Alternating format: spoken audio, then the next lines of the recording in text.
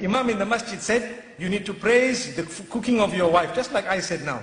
So the man went home and he had this meal and he was looking at it and looking at his wife and smiling and all happy, mashallah, and excited and everything. And when he finished, he says, oh, it was awesome. And the wife says, what? I've been cooking for you for 21 years, you never said that. Today when the food came from the neighbor, you want to say it was awesome.